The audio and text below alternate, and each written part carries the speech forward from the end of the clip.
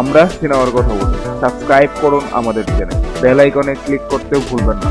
2023 সালে প্রিয়তমা সিনেমার মাধ্যমে বাংলা সিনেমার ব্যবসায়িক রেকর্ড চুরমার করে দেয় শাকিব খান। 2023 সালের আগে সর্বোচ্চ ব্যবসা সফল সিনেমা ছিল বেদের মেয়ে জ্যোৎস্না, কিন্তু প্রিয়তমা সিনেমাটি এতই বিজনেস করে যে গ্রস কালেকশন ছিল বেদের মেয়ে জ্যোৎস্নার দ্বিগুণ। প্রিয়তমা সিনেমাটি পরিচালনা করেছিলেন হিমেল আশরাফ এবং প্রযোজনা করেছিলেন আরশাদ আদনান। এবার আরশাদ আদনানের নতুন একটি সিনেমায় চুক্তিবদ্ধ হয়েছেন পরিচালক হিমেল আশরাফ। পরিচালক সমিতিতে সিনেমাটির নাম নিবন্ধন হয়েছে মহব্বত নামে। পরিচালক সমিতির মহাসচিব শাহিন কবির টুটুল একটি ভিডিও সোশ্যাল মিডিয়ায় দিয়ে বিষয়টি নিশ্চিত করেছেন। মহব্বত সিনেমায় নায়ক হিসেবে কি শাকিব খান থাকছেন, নাকি প্রযোজক অন্য কাউকে চিন্তা করেছেন? গুঞ্জন শোনা যাচ্ছে রোমান্টিক থ্রিলার গল্পের এই সিনেমায় শাকিব খানই হিরো হিসেবে থাকছেন। কিন্তু শাকিব খান যদি নায়ক হয় তবে 2027 সালে কি সিনেমাটি মুক্তি পাবে? কারণ 27 সালে শাকিব খানের 3টি সিনেমা মোটামুটি চূড়ান্ত।